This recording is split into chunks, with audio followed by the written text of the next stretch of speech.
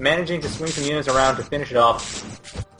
GoogleFrog has secured his siege, and is actually building even more foundations back in the past, just to make it even harder for Numbers to break it, getting another bastion as well, and of course the other foundations will heal up everything, and here's the third foundation block I mentioned, the south side of the map.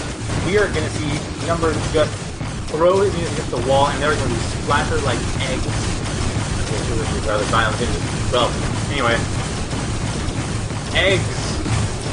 Eggs, all of them. They're just getting destroyed so rapidly, and then more test pulsers getting destroyed. Hardly anything being damaged. No real damage being done. I think one Zion pulsar or GoogleFrog will be destroyed.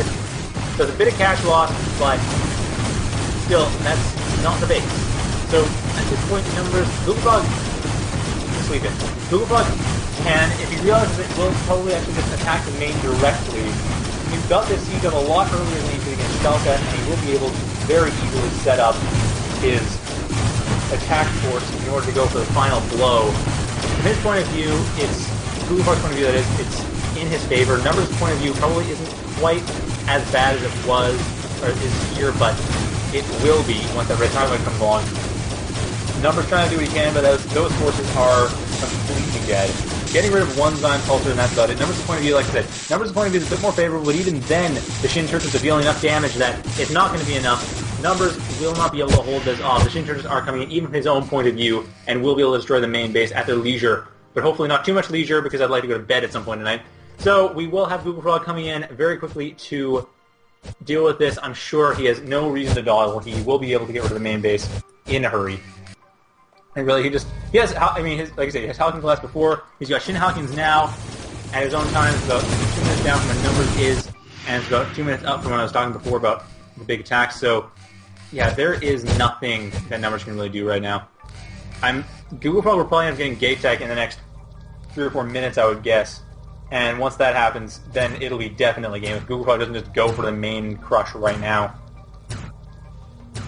So now GoogleFrog has to fight through a bunch of test pulsers, and Numbers has actually used that int that GoogleFrog gave him. GoogleFrog's still giving it to him. I'm not sure why, but yeah, GoogleFrog seems to be one thing I've noticed about GoogleFrog is that he doesn't seem to want to just kill off a player unless he's absolutely certain he's going to be able to do it completely. Which unfortunately has a side effect for him of giving the other player an int, which so far no one's actually been able to turn into a mile, but some have come close. Like, Shaka came sort of close, although he didn't have a good set of the begin with, his only problem with tech. And Numbers actually came really close in the first game, I think. That was the Imperium game. No, Numbers didn't come too close. But it still was a bit of a problem. So, the one thing I said with GoogleFrog play is that he does seem to give his opponent a sweep when he could go in and sweep. And now he is sweeping, getting rid of the test pulsers, even though they aren't quite properly. Are going to be able to deal with quite a few of those, but not enough, and there's also Zion pulsers there too, but they don't really matter against area units. So the test pulsers are going to be able to take care of 2 of the area units that were already in there, and a Zion pulser coming in as well for GoogleFrog, but nothing much. So GoogleFrog is trying to take care of these RPs before they become any sort of issue, but they really won't. GoogleFrog does have Gate Tech here now too. They mentioned he did get Gate Tech about 3 minutes. So yeah, GoogleFrog has basically taken this game. Actually, about a minute time to the point I said that in terms of game time. About 12 minutes on the clock, and now it's about 13 minutes on the clock, or 14 minutes actually. So yeah, GoogleFrog is getting rid of the RPs, trying to make absolutely certain that Numbers cannot possibly recover, and then go for his main base. And also 2 Zion Halkins coming in as well. Slipgate building being built. Likely no chronoporting, but it doesn't matter. I think likely no chronoporting just because he's not going to be able to get the chronoporting done in time. GoogleFrog is trying to look around the map to figure out if Numbers has any bases anywhere. Of course, Numbers does not. GoogleFrog doesn't know that yet, but he is checking, making sure that nothing fishy is going on, and he will find, no, nothing fishy is going on. So it looks like we have there. That's it. Numbers is basically a bit disappointed, and happy he got this far. Happy he got the finals. I mean, congratulations, first tournament after starting the game like a month ago. Really well, like, good job on that. So, and even GoogleFrog's impressed. GoogleFrog's hard to impress. So, I mean, nicely done, Numbers. Really, he did a good job. He surrendered, but he did still do a very good job throughout this tournament. And very fun to watch. I really enjoyed watching Numbers' games. I'm disappointed that he didn't get air units in this case, but really, like, you did well. I mean, don't feel bad. You obviously don't feel too bad. Obviously, you're going to feel somewhat bad. You lost, and you're going to feel somewhat bad, but really don't feel too bad. I really enjoyed watching your games, and I'm quite glad to see that a newbie managed to get through to that point. Almost royal roaded it.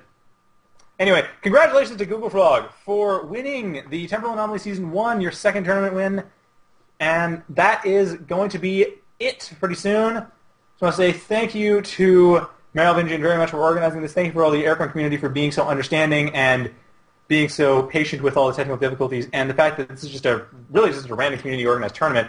And your reception was greatly appreciated. So yeah, GoogleFrog, big winner. Very well done to GoogleFrog for that win. And that was great to catch. I really enjoyed watching that. I hope you enjoyed watching as much as I did. And really, watch the VODs. If you haven't seen the rest of the tournament yet, watch the VODs on YouTube.